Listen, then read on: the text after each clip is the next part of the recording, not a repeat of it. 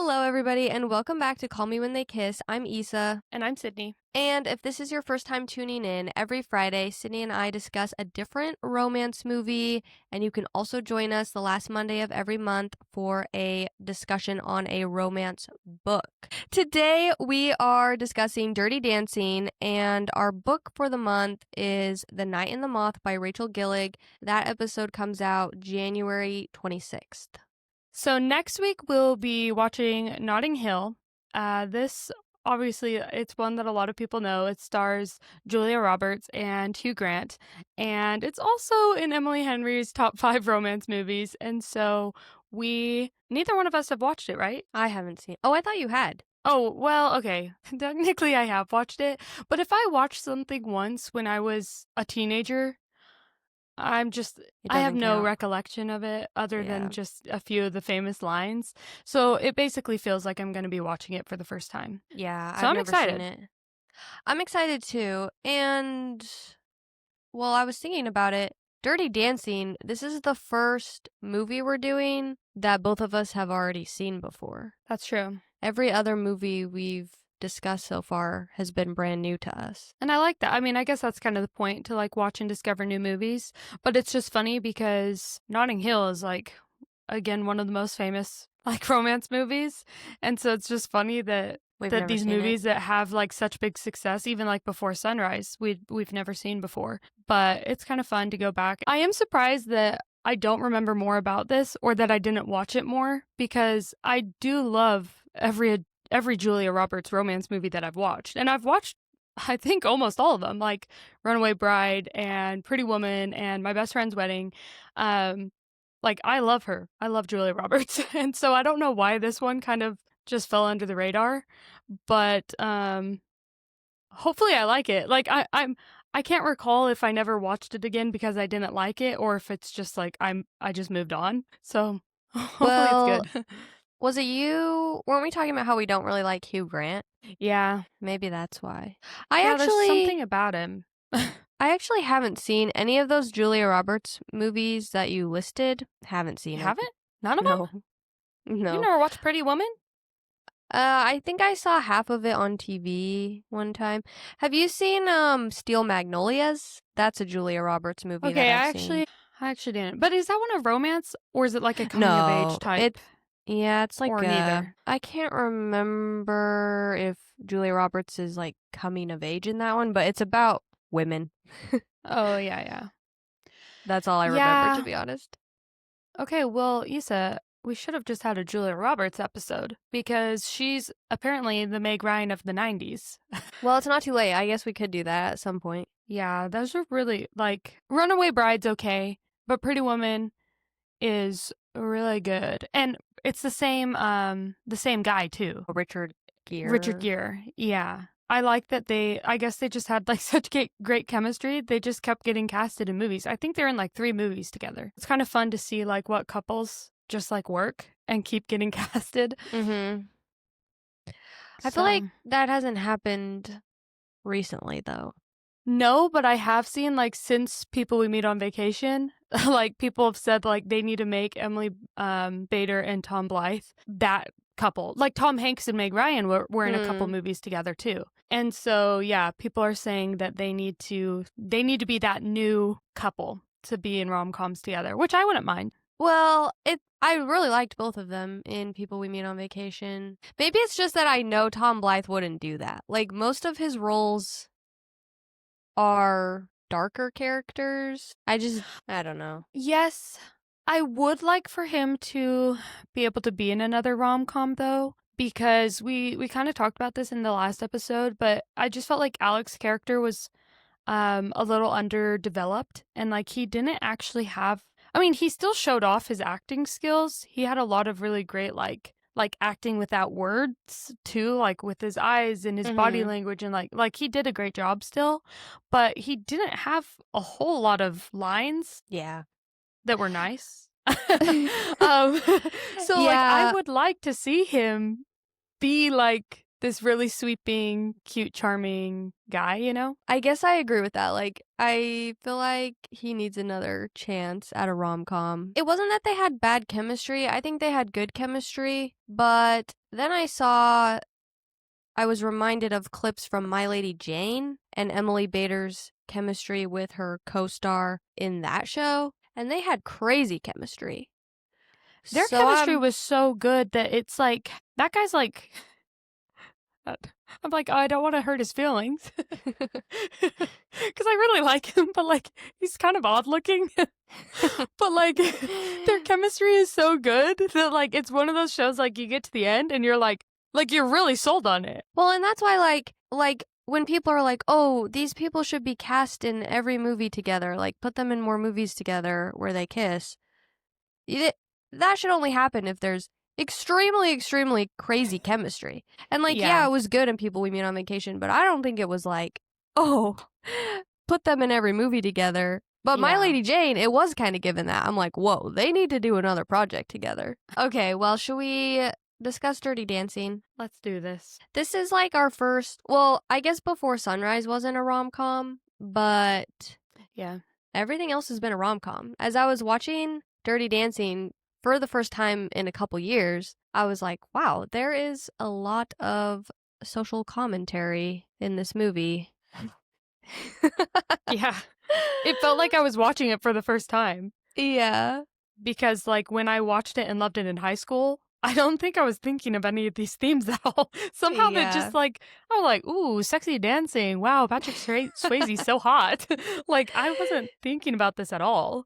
Yeah. I'm sorry, you guys. I failed at my duty. I'm the one that's supposed to write our plot synopses, and I forgot to do that. But if you haven't seen Dirty Dancing, you can just go read the plot synopsis on Wikipedia. If you didn't watch it. Or just go watch the movie. It's only an hour and 40 minutes. Yeah. Well, yeah, duh. You should just go watch the movie, actually. It's kind of funny that the one time I forgot to write the plot synopsis is for the movie that we've already seen before. And we're like... like, it technically should be the easiest. Yeah. Yeah. And it's like, well, everybody's seen Dirty Dancing. When probably everybody was like, well, everybody's seen When Harry Met Sally. That's true. You know what I mean? Or... Yeah. Yeah. We're just assuming what we watch and don't watch, everyone else is doing the same. Yeah, exactly. Yeah. Yeah, no, that's true. So we're just gonna skip the plot synopsis. Okay, so should we start with our ratings, our overall ratings for the movie? Let's start with the overall and the romance and yeah. Do you want to go first? What did you rate this movie? Honestly, like, I think I'd rate it a 5. Me too. This is a 5-star movie for me. I think, like, I'm not sure if I've watched enough to, like, really, like, say, like, this is the best. But I think that, like, it's a near perfect romance movie. Yeah. Like, for what a romance/coming-to-age movie is supposed to accomplish, I think it really nails it. Yeah. No, it's 5 stars for me. Our first 5-star movie of the podcast, right? Yeah. Dirty Dancing. Okay. Chemistry? Honestly, the chemistry was really good. Maybe a 4. What was yours? I gave it a 4.5. Okay. Yeah. It's funny because before I started my rewatch, I was like, Patrick Swayze is like so sexy. Was it really that believable that like Patrick Swayze would like fall in love with this like rich little plain girl? And then I watch it and I'm like, no, I am convinced. What girl? Little what girl? Plain girl. I think she's cute. No, I think she's really cute. But like, there's actually like a comment that like says it made the point that it is a coming to age story that didn't need or involve a like physical transformation. Oh, like, yeah, I'm not that's using true. plain as an insult, but just that like she wore no makeup. She wore no like fancy clothes, especially like in this this country club that's full of rich fancy people. You know, like she was just kind of like herself and she was plain. She didn't try to like look sexy or hot. It was just like who she was. But they have good chemistry. Yeah, they did have good chemistry. Okay, so Patrick Swayze is 8 years older than Jennifer Grey. And then I guess I didn't write this down. I'm trying to do the math of like how old they were when they filmed Dirty Dancing. She was 27 and he was 34. I did look this Oh, up. okay. But Patrick Swayze's very clearly in his 30s and she looks Yeah. pretty young. And so Alan was like, how old is she supposed to be?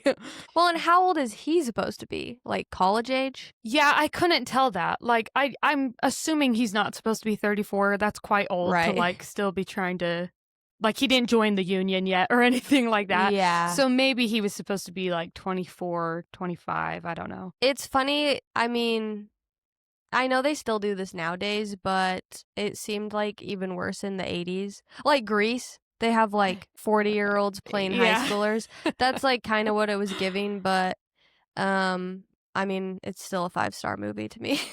Yeah. I think it And you know helps what? that, like, Grease is too. the people that play her parents look so old, though, that it kind of, like, helps a little bit, like, try to, like, age them up. But even her sister looks really old. I can't tell how old she was supposed to be. Yeah, I don't know. You know how some actors just seem like they've been old forever? Mm-hmm. Like, because the mom, like Baby's mom in Dirty Dancing, she's the grandma in Gilmore Girls. Yeah. But I'm like, you kind of just look Haven't the you same. always like, been a grandma? Yeah. Like Morgan Freeman. Yeah, exactly. Yeah. I'm trying to think of other examples. I feel like there was one I was thinking of recently, but like Steve Martin, kind of. Yeah, He's just always been old.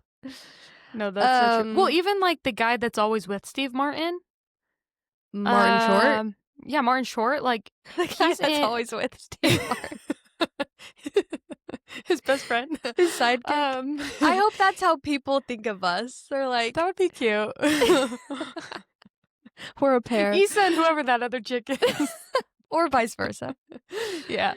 No, but yeah, he's also like kind of given me this appearance that he's just always been like who he is now. Yeah. Anyway, okay, Kiss, what would you rate it? Okay, so this one was hard because I kept watching. I'm like, what kiss? Mm-hmm. Their first kiss was when they had sex. Mm-hmm. Which you said you don't like. No, I'm like, yeah, it would have been nice to get. So it bugged you again in this one? It didn't bug me. And I just said that this was near perfect, but I'm like, now that I'm thinking about it, I'm like, well, I guess it could have been nice to like allude to like more physical chemistry earlier. Yeah, like a little bit earlier. Like it feels kind of like they went from like physically they went from 0 to nothing. You see that kind of emotional and otherwise like chemistry building, but they don't really touch each other except for when they're dancing. And so I guess some like kind of cute subtle touches or something like that would have been nice, but you can't really complain because that's a sexy scene. And it's kind of what you were talking about with people we meet on vacation. There's no nudity in this sex scene. We don't need nudity.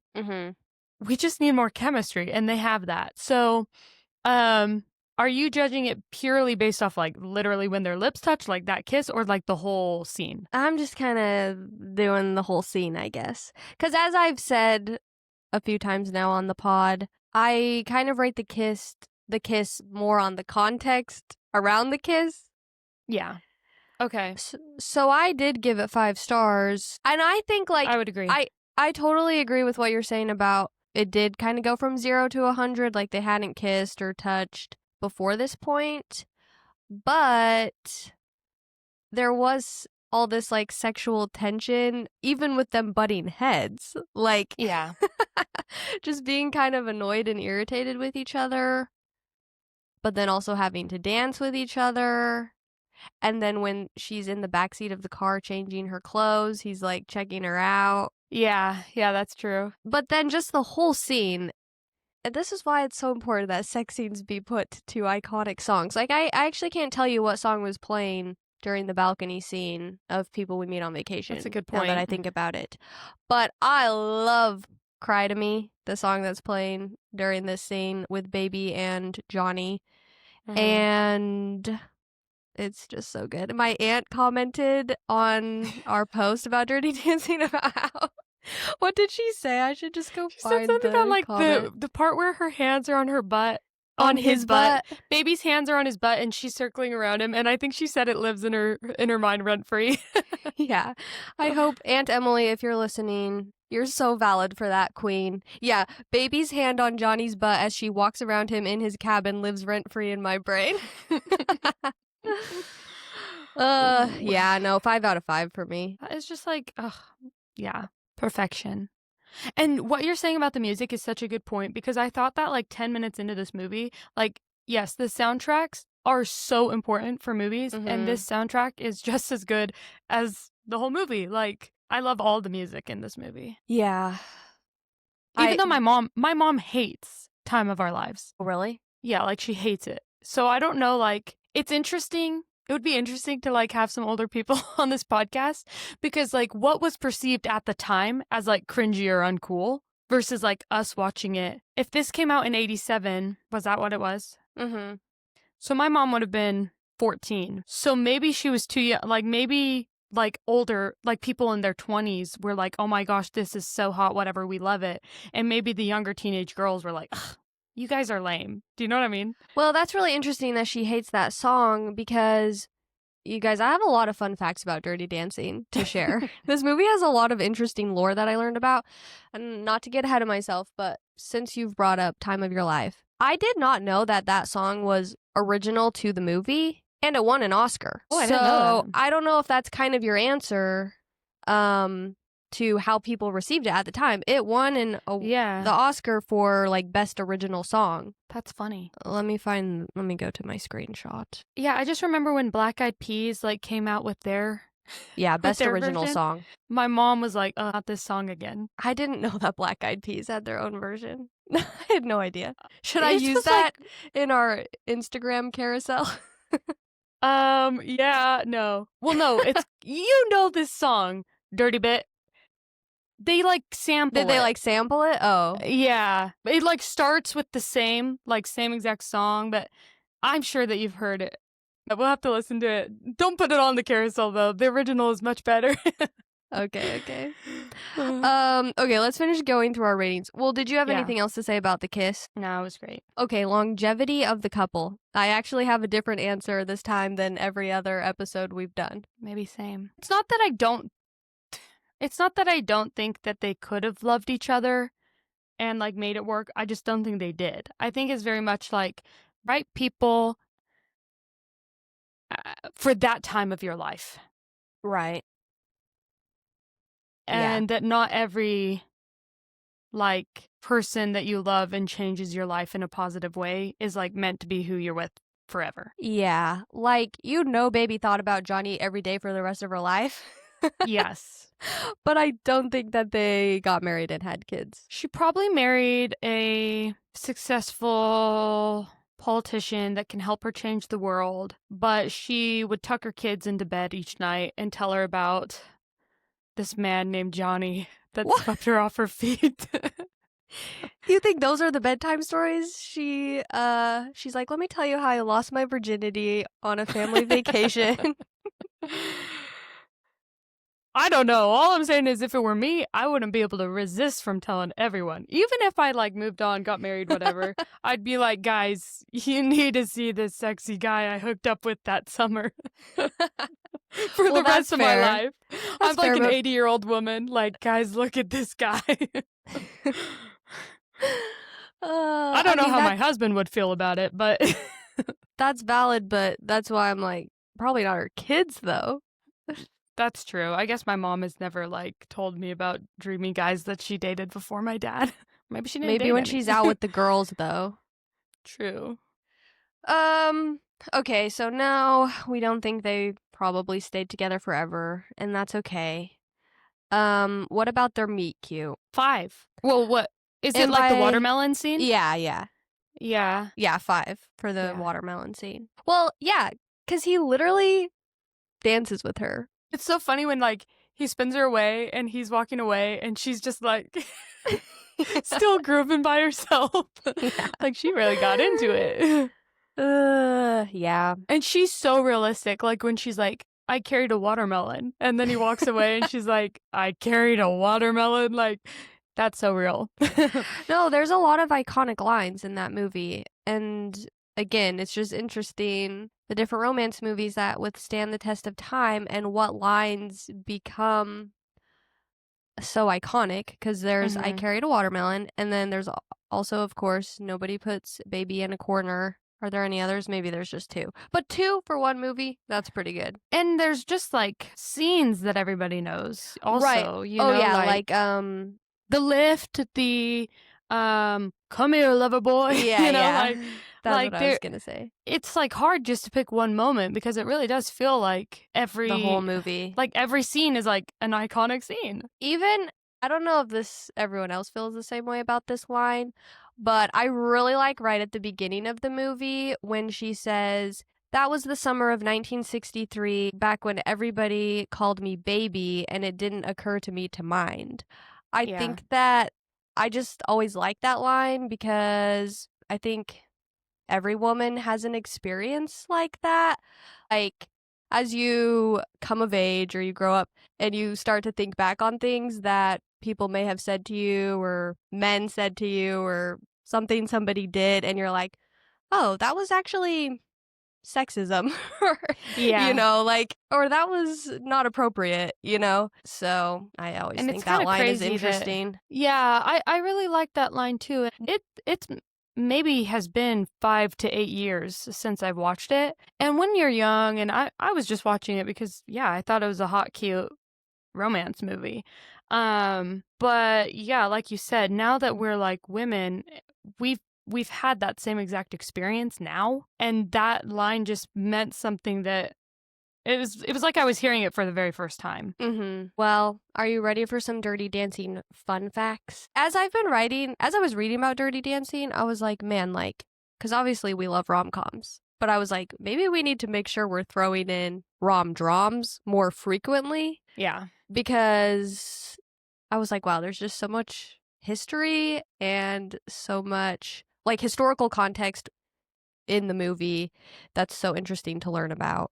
Mhm. Uh, okay, so the movie was released in 1987, but it takes place in 1963. And I have always wondered, but never Googled it until starting this podcast. I've always been like, what the heck is her family doing? Like, where are they? How long are they staying for the summer? What's going on? Because it's like a family summer camp, basically. Yeah. So do you know anything about that? I mean, I guess I knew it was, like, well connected since they're like, all the servers are, like, networking, Mm-hmm. and they're from these Yeah. prestigious schools, but I never thought to, like, look up, like, was this a regular thing in the 60s? Yeah, exactly. So I found out it they're at this resort in New York State, and there was this area with like a group of counties, and it was nicknamed the Borscht Belt. And basically, there was just a ton of these resorts in that area.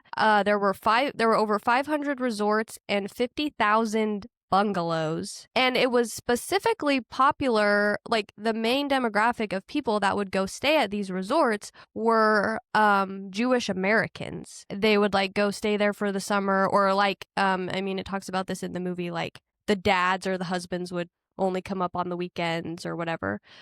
Um and it was also like in the Catskill Mountains, which I'd never heard of those mountains before, but like, so you might hear it called one of those things like the Borscht Belt or the Catskill Mountains. So it was really popular from like the 1930s to the 1960s, but by the late 1960s, popularity declined because, and they even talk about this in the movie too, like air travel became way Mm. more popular and common. But I also read something that said also anti Semitism declined, and so Jewish Americans started They didn't vacationing. feel like they Yeah, needed their own place. Okay, that yeah, makes so they sense. started vacationing other places. So I just thought that was really interesting because I never even realized Baby's family is Jewish. Yeah, like, as soon as you said that, I was like, "Oh, yeah, Yeah.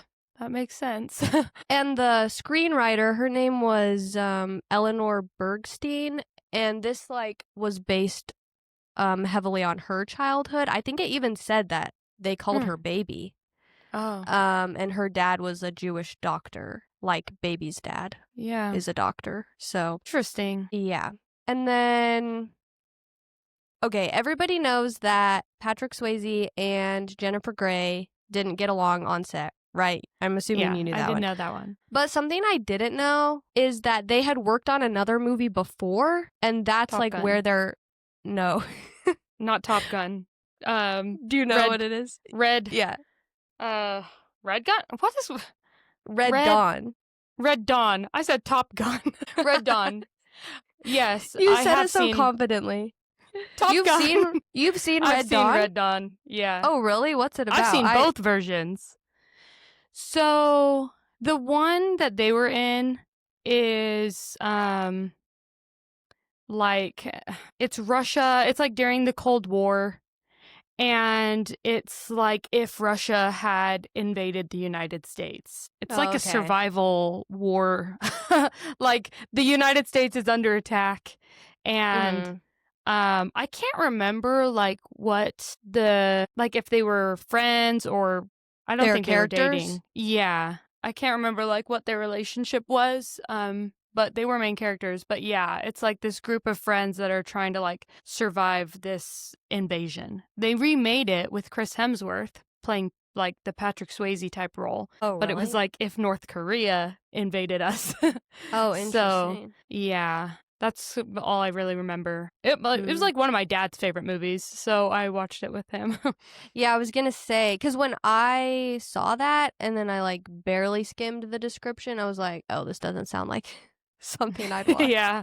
No, like I've never rewatched it ever since. Maybe I'll have to watch it. Well, have you seen what other Patrick Swayze movies have you seen? I've seen Ghost. I haven't seen that one. He does make a cameo in Dirty Dancing 2. There's a sequel? Yes, you didn't know that? No. You just did all your trivia. Yeah, it takes place in Cuba, and it has Diego Luna in it. Do you know Diego Luna? He's a Mexican actor. He was in like Star Wars Rogue One. It's kind of like a similar story, but it's like in Cuba, and so it has similar kind of commentary on like class, like social classes, and obviously different, but like the main girl is from America, and Patrick Swayze's like a dance teacher in in Cuba. I don't really know like how he made it there, but now you need to watch it. Okay, I'll watch it. Where were we? Oh, we're talking about Red Dawn. But yeah, that they didn't like each other but that it started in that movie. Yeah, like I said, I knew that they didn't get along, but I did not know that it went further back than Dirty Dancing. But that makes me feel like they should have fallen in love in real life. Enemies to lovers. And that's what happened in The Notebook. Ryan Gosling and Rachel McAdams started off like they didn't have a good relationship and they didn't like each other. And then they filmed this movie and they like fell in love. Did they get married? No. No. Okay, well, I'm not done with my fun facts. Is that okay? Okay. No, yeah, I love these. Except that I embarrassingly said Top Gun, but no, it's okay. Well, I have some Top Gun adjacent fun facts. Yeah, like, I guess to tie it all in. Okay. Yeah, so thank you for bringing up Top Gun. Val Kilmer was considered for the role of Johnny. Oh, yep. How would you have felt about that? Bad. Have you seen Val Kilmer in a lot? Just Top Gun, and I do not think he's cute. Do you think he's cute? Well, no, I don't think he's ugly, but like Patrick Swayze's really hot. Yeah. So like I think he was perfect for this role. Do you want to know who was considered for the role of Baby? I'm just like now thinking we should do this like regularly, but make it into like trivia. I'm going to guess. Okay. This was the 80s. Molly Ringwald? No. That's a good guess though. Who? Winona Ryder, Sarah Jessica Parker, and Sharon Stone. Yeah, it's like hard to picture. Stone. Let me picture. I feel like I know her name. Sharon Stone. I also Googled Sharon Stone the other day, but now I can't remember what movies she was in. She doesn't look that familiar. Okay, well, so Sarah Jessica Parker, and who was the other one again? Winona Ryder. Winona Ryder. I think I cannot really picture either of them in this role. I can like almost picture Winona Ryder, but I just think she's really cute. Yeah, I guess, like, I've gotten so used to her, like, her roles, in Stranger Things or, um, was it The Addams Beetlejuice. Family? Oh, Beetlejuice. Beetlejuice, yeah. Beetlejuice, like, I just picture her as this, like, dark kind of Goth. yeah. It's kinda hard to, like, picture her just being this, like, playful a dancer. Like, I can't picture her, like, dancing. Yeah, well, I also read something about that. Like, I guess the girl that plays Penny, who now I can't remember that actress's name, but she was in Flashdance, which came out in Mm. 1983, but they had to use a lot of stand-ins in Flashdance because they cast actors that couldn't actually dance. Oh. Obviously Penny can dance, but I guess there were other ones in the movie that couldn't dance. And so the producers of Dirty Dancing, they really did not want to use stand-ins. So I guess Patrick Swayze, he had like ballet experience and he was already a dancer. Yeah. Well, that's interesting because I actually had wondered if they did use stand-ins because they had so many clips of like just their feet that I thought that maybe they had like maybe she couldn't do the footwork or something and that they were using somebody else's, but maybe not. Well, I was confused about that because like I said, I read that Patrick Swayze, he was a dancer, but I didn't really see anything about Jennifer Grey. The main thing I found out about Jennifer Grey though is she's like a nepo baby. Oh. I can't remember if it was her mom or her dad, but one of them has an Oscar. And she like partied with Madonna all the time. Oh, wow. Yeah. Well, I think she really did learn how to dance because I think the one, like, and maybe you'll bring this up, but like the one scene where they're practicing and, like he's going like this and she's laughing and he looks all annoyed. Like, Yeah. I read that, like, that was like real. So I think that Mhm. she must have been like actually learn. I think that those montages of her learning how to dance might have been like her actually learning how to dance. And that's why he was like kind of annoyed because I Hmm. keep thinking like, well, if they were just filming a normal scene, like why would he have I don't know. I guess I'd be kind of embarrassed if somebody caught me looking that way.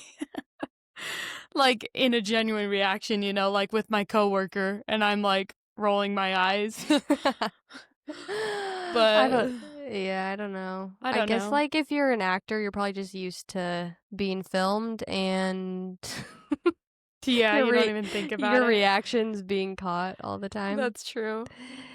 Okay, let me see. I think I've covered most of them.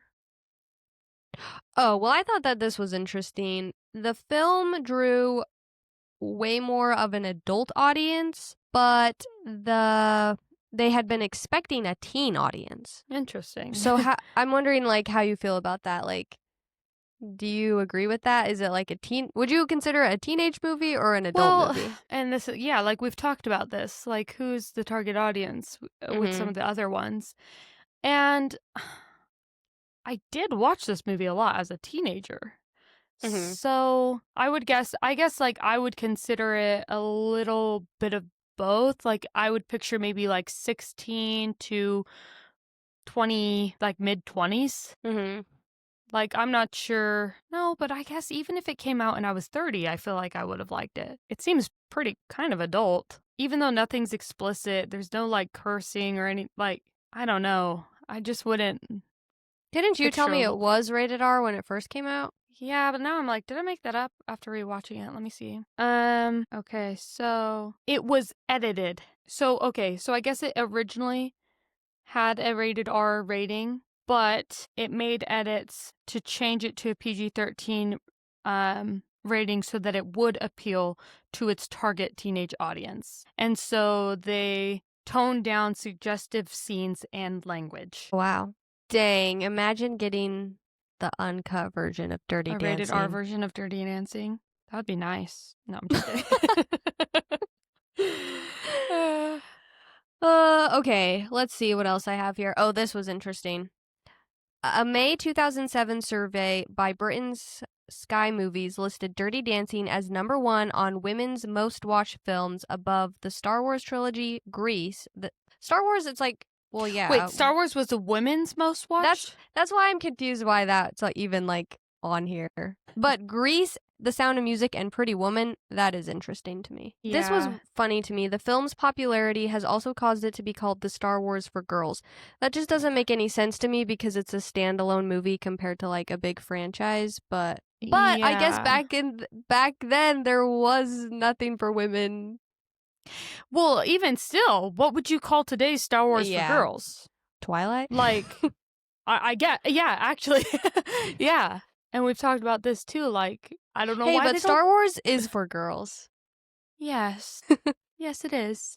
I mean, technically, I guess Star Wars would be as much for girls as Harry Potter is because it's two boys and their sidekick girl, and there's a chosen one. Yeah, but the chosen one in both of those is a man. So I guess if you're Yes. doing it based on that, Hunger Games, she's a girl. Well, I thought Hunger Games initially when I first asked that, but the thing about Hunger Games is that, like, it's not overtly targeted towards girls. Yeah. And the interesting thing is because, like, Katniss is a girl, but, like, she's lived this life Mhm. where she's never just been able to, like, just, like, live and be a girl, you know? Like, she's had to provide for her family and take on this role of, like, she took on her role. Mhm. And so I think, like, for that reason, it was more socially accepted and, like, became so big and wasn't criticized as harshly as, say, Twilight, because nothing about it is girly. It Yeah. has a girl, but she's not girly or feminine in, like, any way. So society gave her a pass. Do you know what I mean? No, that's a really good point. Well, and also like the Hunger Games, I mean, to us, somehow everything comes back to the Hunger Games. We even mentioned it in the People We Meet on Vacation episode, but the Hunger Games isn't nearly as big as Star Wars or Harry Potter even. Honestly, I'm not sure if it's as big as Twilight. Yeah, exactly. Money-wise, I'm not sure. But yeah, you're right. Like, Star Wars and Harry Potter are, like, really, really big. And so that's why, like, I am excited. I hope that one of these big fantasy series, like, you know, even if it is just ACOTAR or Throne of Glass, like, something that is, like, it's like a big, sweeping fantasy film, multi-film series, whatever, you know, that is, like, Yeah. for girls. It's about time. I know we're But like yeah, we getting already off track here, but I think everyone wants those to be made into series though, not movies.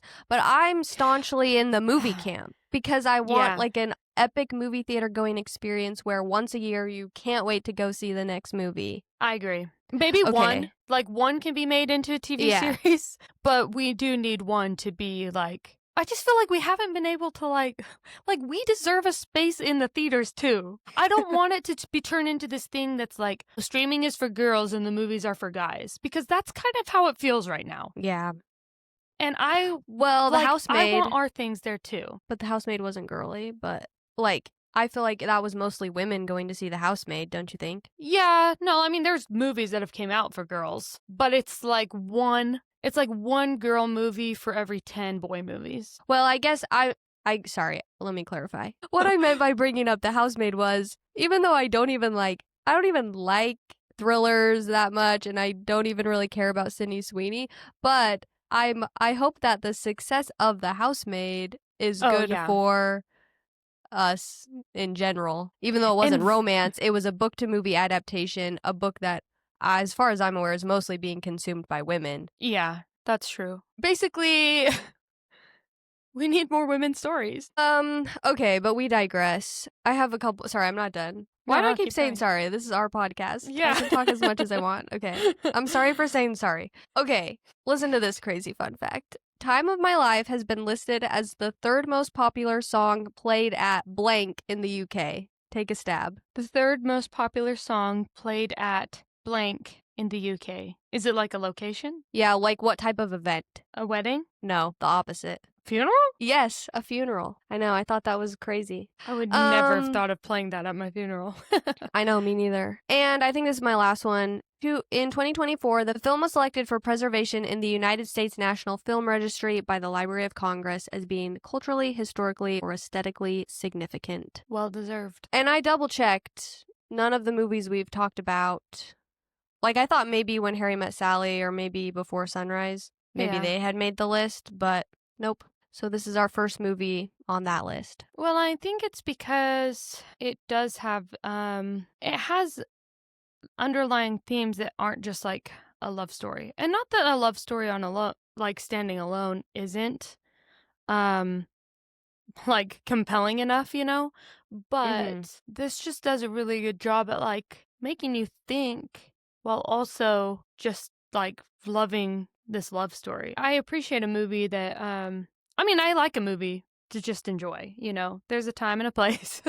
But I really appreciated like watching this movie and being able to think about those broader messages in a way that I hadn't before. And I think that that's what kind of helps set it apart and maybe why it got some of that recognition that other movies didn't. It's crazy to me the rewatch value of Dirty Dancing. Like, more so, I think, than any of the other movies we've watched.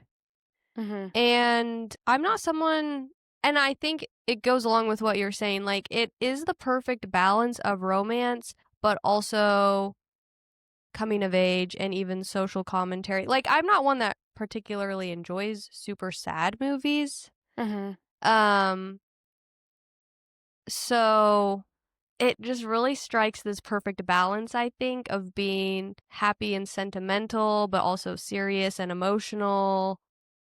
Yes. I actually have a quote for this, and I took this quote from Emily Henry. Oh, excellent. Um, she didn't list Dirty Dancing as one of.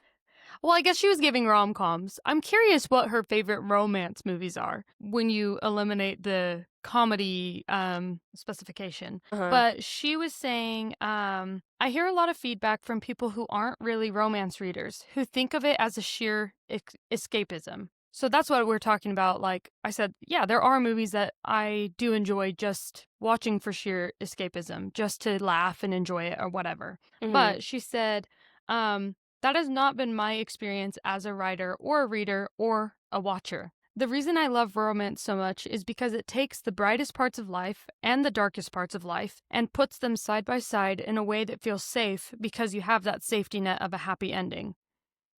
I have a real issue with the fact that a tragic love story is treated as more important or more artistically valuable than a love story that ends in a place of hope and optimism. By putting that end cap on the moment that they're happy and they're hopeful, you're saying that the important part of the story is the moment when they are happy and they are together. And I think that she perfect and this is why I love Emily Henry. She perfectly describes why I love romance movies, but romance movies that aren't just for sheer escapism.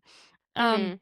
and I think that Dirty Dancing does that. Like it shows some really hard parts of life in Dirty Dancing in a way Yeah. that's not overwhelmingly sad, but Mhm. it really does put you face to face with the reality of there's honestly a lot there kind of actually are a lot of sad parts, but it puts it side by side with hope and love and where we were talking about and we don't need to know if Johnny and Baby ended up together forever. It doesn't really matter, but that you stop Mhm. it in that moment and you're able just to enjoy it for what it was in that happy moment. And it ends on this hopeful note. I agree. That Emily Henry quote, it is a good summary of Dirty Dancing because there are they are putting really light happy moments of life together with the darker harder parts of life.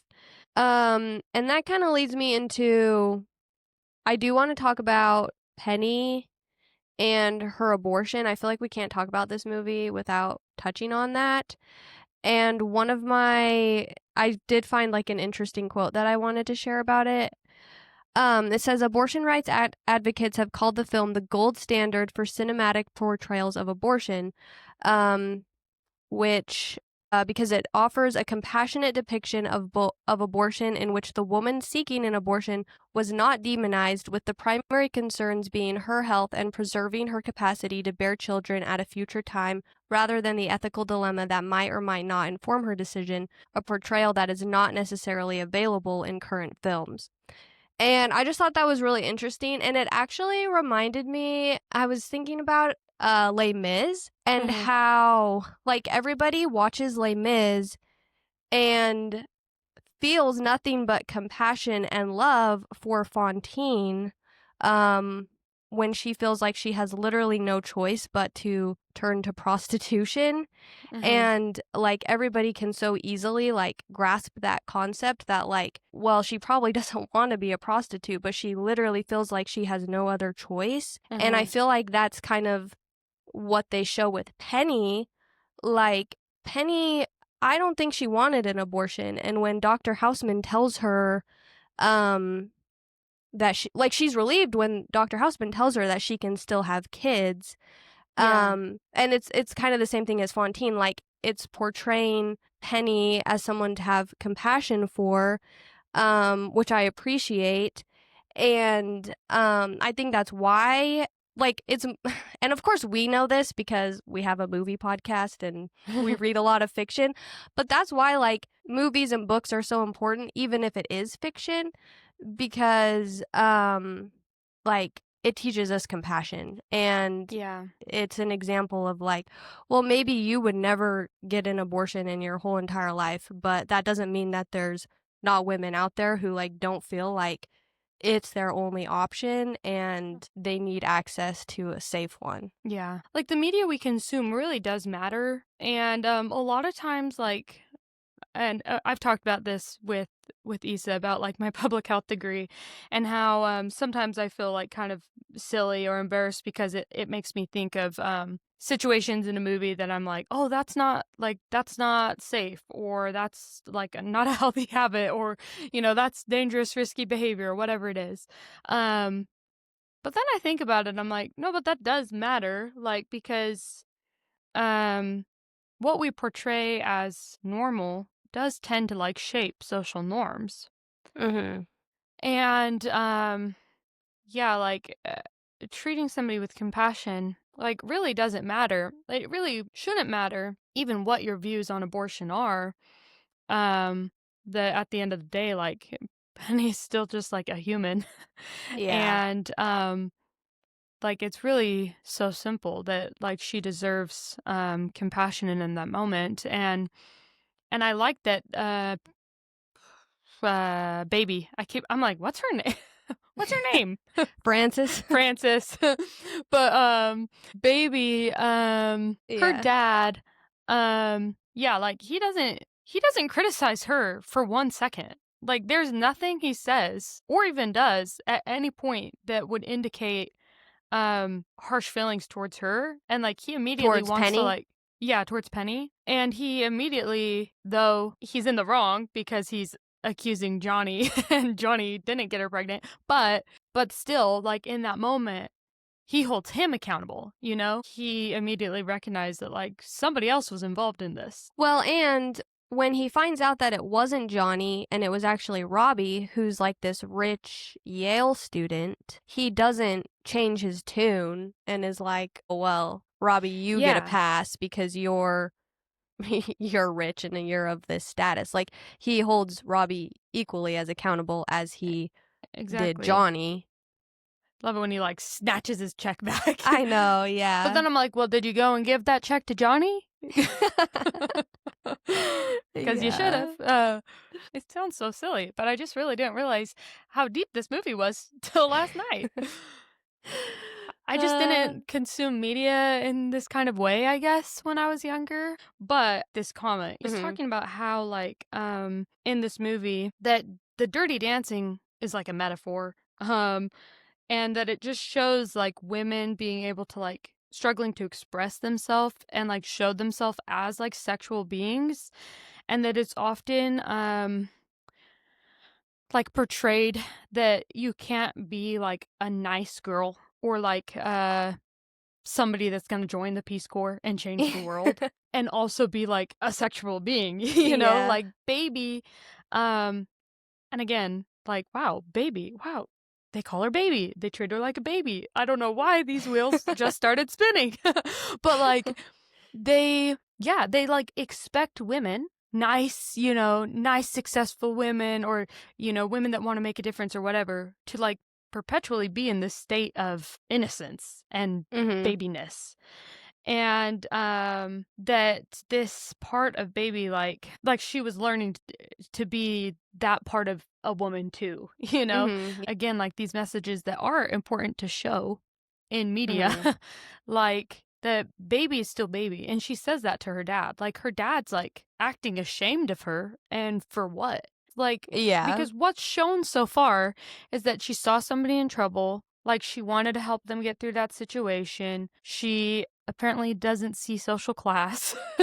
And, I mean, she calls him out at that at the end, you know? She's you told me to love everybody, but I Mhm. guess you just meant people like you." Yeah. And, yeah, kinda made me Yeah, it's sad. funny, like, watching again, going back to it's just such a rewatchable movie, and it's interesting to rewatch it at different points in your life because that scene with Baby and her dad, oh, no, I think I'm gonna cry. Am I gonna be the first I the was first starting to crier? tear up, and then I stopped. Oh, no, I'm gonna break the I'm gonna be the first crier on the Call Me When They Kiss podcast. It just, like, hit me real It's just funny rewatching movies and different things hit you differently at different points in your life. But when she says, when she's like, I know I let you down, but you let me down too. And I think, like, this is just what makes it so great, though, is, like, it has this vulnerable relatability that is not always shown in romance movies when it's just, like, a feel-good, silly, whatever, you know? Like, this is a story that I don't know a woman that would watch this movie and not relate to a certain aspect of it. And, like, really, Yeah. like, not just, like, relate to it, but, like, have that kind of experience, you know? So what I'm hearing is Sydney hates rom-coms and we will only be doing romantic dramas from here on out. I love rom-coms, but just when I go in knowing that that's what I'm getting. I do love I love well, I guess it's not even drama. It's like it's coming to age. Like it's like I don't even need there to be a lot of drama or anything, but I do love media that can deeply resonate with people and that can make you kind of stop and reflect on your lived experiences and like you said like developing compassion. And it wasn't even that this movie had you develop compassion towards Penny, but for all of them, you know, it very clearly shows a difference between the serving staff and the entertainment staff. And it's clear there are some like social differences and like poverty and things like that. Like you really develop compassion towards a lot of these characters, and it just makes you think about, yeah, like how do you treat people? Like it was like a really touching movie. Mhm. Like even when Johnny says, what does he say? I can't remember his exact wording. It's at the end when like he's going up there and he's like, I always dance the last dance of the season and I'm gonna dance it with like somebody that taught me. I can't remember. But what I love about romance isn't just like, ooh, kissing and making out, whatever, but like there is like a deep emotional bond between them, and you can see that very clearly too, that like he really admires Baby and sees like they both truly like changed for good. I'm like singing. But like they both had like a real strong impact on each other. Mhm. Like they um Johnny and Penny, like the whole experience really opened Baby's eyes to like what the world was really like and people's experiences that I don't think she'd ever seen before, you know? Yeah. And Johnny just was like always admiring like how brave she was, and like it was just so sweet to me. He's just like vulnerable with her. Like when she's Mhm. comforting him and he's laying his head on her chest, I turned to Alan and I was like, that's what I want. Like the hot buff guy, and she's like comforting him and he's just like enamored by her. Like, and you can see that clearly that it wasn't Mhm. just like this physical thing. Yeah, when you were trying to think of the quote from then, I was racking my brain trying to remember it too, and I can't remember the exact words, but I know what you're talking about. Yeah. Um, I guess I was gonna ask, what did Alan think about it? He liked it. It's funny, like, the first scene when they walk in and she's carrying the watermelon and they're, like, doing their dirty dancing, he was like, "What the heck?" Like, I think that's all he said. And I guess, like, I was like, "What? They're just dancing." Um, But I think he thought it was funny. Like he was like, "Wow, okay." But Alan never did that kind of dancing, Yeah. and neither did I. But but I like it. Like I always watch it. I think part of why I like this movie too is like I watch it and like it's like I don't know what the right word is. It's just like cool to me. Cool is like a bad word, but like it's just cool to me to watch movies where like people are so like free to like express them. Like I feel so like aware of myself and my body that makes it really hard. Like now all of a sudden I'm tearing up for a totally different reason, but it's why I like related to Poppy a lot and people we meet on vacation, like because she said like that she felt like really like anxious about like being trapped in her own body and like there's some sort of sometimes I'm like there's something wrong with me. No, but like I've just never had the I don't know if it's just like confidence or just like um or maybe it is just like generalized anxiety that I have, but like I've just never been able to live my life like or just like do something without thinking like, oh my gosh, like what are Yeah. people thinking about? Like, what am I saying? What does my body look like right now? Like, what am I doing? I probably look stupid. Like, and it's really silly because I'm like It's talking not about silly. dance. I'm talking about dance literally. Like, it's just her dancing. Like, I'm not even talking about the deeper metaphors. But, like, I've never been able to dance because, like, I feel, like, so, like, consciously aware of, like, myself and, Yeah.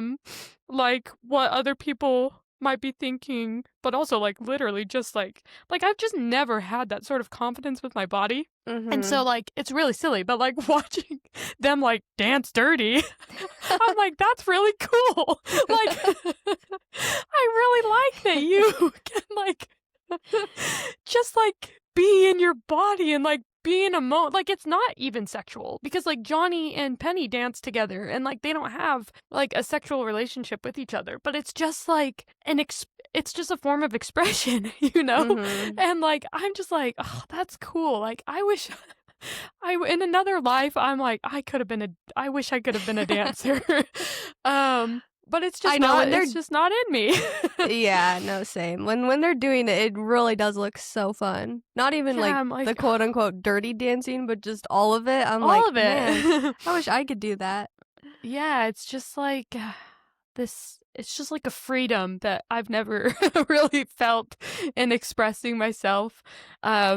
And that's why like it's vulnerable hosting this podcast. Yeah. Like I'm not kidding, like every podcast episode we record, I'm like I don't listen back to it very much and I try to like just kind of move past it and not think about it because it's like scary to like put yourself out there. So like whether it be dancing or or recording a podcast or Yeah. whatever it is, like I think it's nice that they chose that to be kind of the symbol for baby because like all these other things are happening, but it's working through like her learning how to dance, but also like her learning to be a person and like being able to freely be herself Mhm. through, and that metaphor's being told through dance. So yeah, I don't know why I was crying about that, but I think like I No, was it trying made to hold back sense. tears already with what we were talking about with you, and so like then when I got here, I was like, okay, I gotta let him out.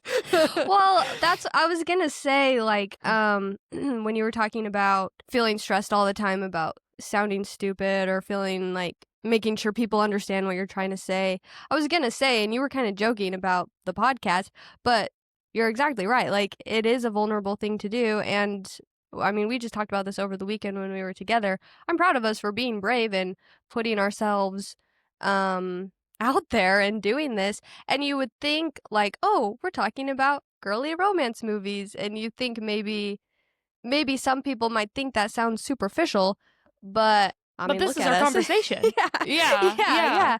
But I think I mean, I have faith in our listeners that they will appreciate our vulnerability, and those are my favorite kinds of podcasts anyway. So, Yeah. Yeah. And honestly, I mean, this like is like a full circle moment of what we've been talking about in every podcast is that like women's stories need to be taken seriously, whether they are portrayed you know, sometimes they are portrayed in the form of a rom-com because that makes it more,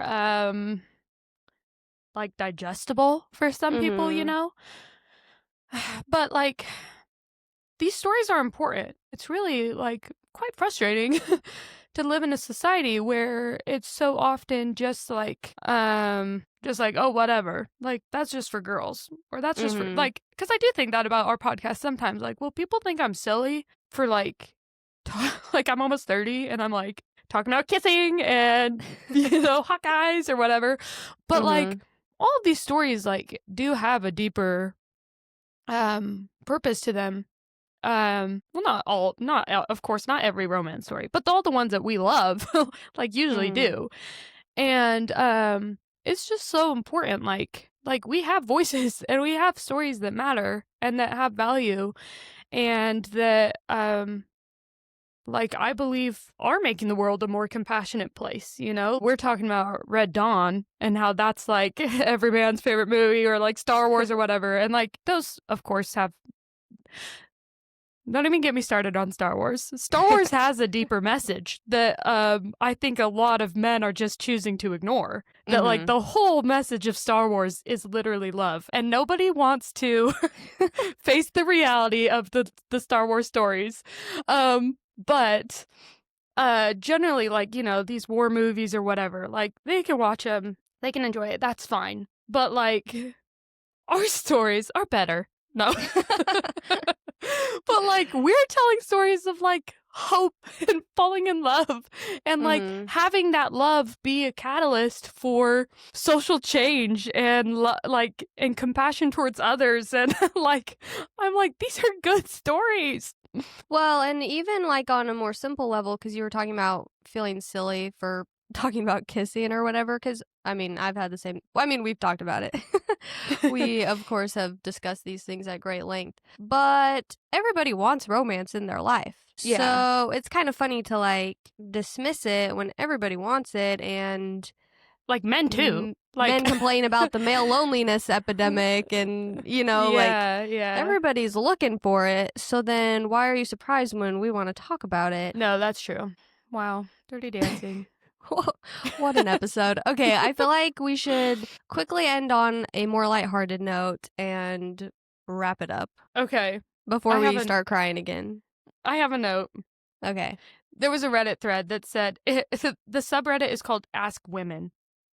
And I Okay. guess it's just a place where people can ask women. So I don't know if a man posted this, but it was like, women, if you like Dirty Dancing, why? And somebody said, this one, it was kind of, I was like, that's a good point. A straight American man who enjoys and is passionate about dancing at the peak of his masculinity. Mhm. Like, Patrick Swayze is like a man's man, Yeah. really. And in real life, like, yes, in the movie, but in real life, he loves dancing. Mhm. And I love that. I love that Patrick Swayze can like love dancing and he can be like a man's man, sexy, muscular dude. And also like he loves dancing. Cool. Yeah, he can be in a movie like Red Dawn and then turn around and do Dirty Dancing. Yeah. Yeah. And also even just this point. But she said like I think a lot of women like it because it feels so relatable. Like I could go to summer camp and learn how to dance, you know? Mm. She said like she isn't saving the world, she doesn't have superpowers, she's not jet setting with a billionaire or like she doesn't even become like an incredible dancer. She meets this guy, she stands up to her dad. Like it's like the simplicity of it that makes it like so cool too because it's like yeah She like stands that up could to be her me. dad. I like how that was included in the list. Well, technically he said showing her dad that she has the grit to make tough adult decisions.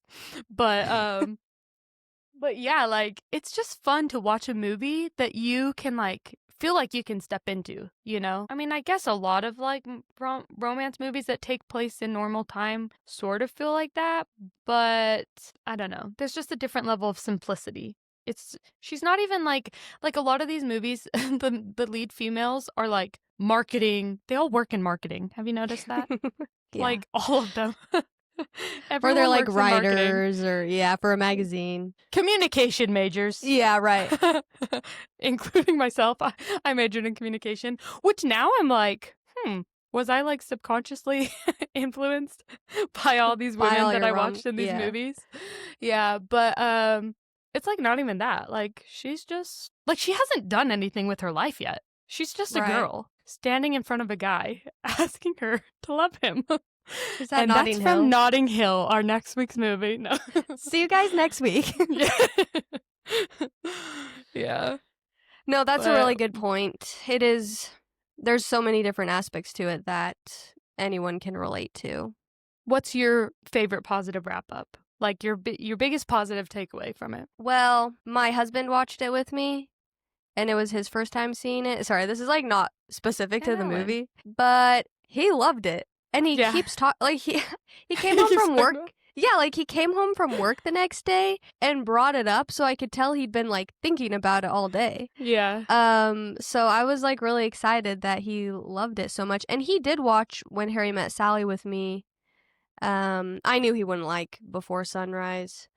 But yeah, he liked Dirty Dancing way more than When Harry Met Sally. Yeah, I should ask Alan actually, because he watched When Harry Met Sally with me too. And then I'll have him watch People We Meet on Vacation. Yeah, I'm gonna have Ryan watch that one with me too. I think Ryan will think that one's funny. Yeah, I think Alan will laugh too. He might Yeah. think, wow, there's a lot of butts. Here's the thing about Alan Alan is a pearl clutcher. He was scandalized by the Dirty Dancing.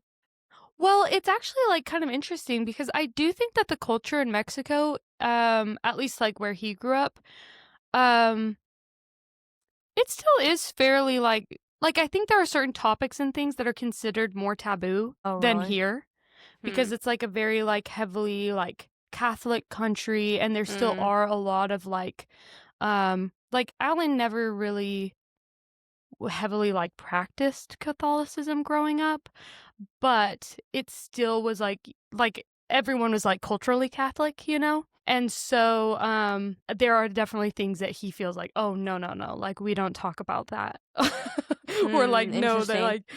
like but it might I don't know if it's Mexico as a whole or even maybe just his family. Maybe it's just him. Yeah. But there's maybe some cultural differences too. But yeah, we'll see how he feels about some butts in People We Meet on Vacation. Something I always think about whenever I'm watching Dirty Dancing, she's like the only person to ever look cute in knee-length denim shorts. I thought that. It's so annoying. It clicked in my head, like, because I was thinking, oh, I like this style. Because I forgot for a second that it wasn't the 80s. And I was like, why do they look so much better than the outfits in When Harry Met Sally? And then I remembered, oh, It's because it takes place in yeah. the 60s. But yeah, I noticed that. And I was like, why does she look so cute? I look like a dork. Yeah, no, she looked really Yeah. cute. Have you seen the only other movie I've seen her in is Ferris Bueller's Day Off. Yeah, I've seen it. I've seen that one. And And Red Dawn, of course. the only other Patrick Swayze movie I've seen is that. You've never seen The Outsiders? Oh, yes, I forgot. Yes, but it was in school. I Oh. don't really remember it, but I do remember that he was in it. Yeah, I like The Outsiders. Waiting for you to bring this up in your trivia and you didn't. But I missed something. she had a hard time getting roles because she got a nose job. Oh, okay. My mom told me that before, and I thought about bringing it up, but I didn't know if it was true or not, or just kind of a Well, sexist rumor. you know what? Let me see. Now that I'm saying it, I told Alan that last night when we were watching it, and he was like, wow, that's really sad. But That's why we should love ourselves. I had heard that before, Oh yeah, she said it. Oh, really? She said it herself. Okay. Maybe they just didn't want to cast her. And she was like, well, it must have been my nose job. Yeah. No, I remember my mom telling me that when she went on Dancing with the Stars, and I remember her being on Dancing with the Stars, and they probably danced to Time of Your Life or something, but Patrick Swayze had passed away at that point, and I remember her crying on Dancing with the Stars about Patrick Swayze, so I wonder how their relationship evolved, if they didn't get along on set.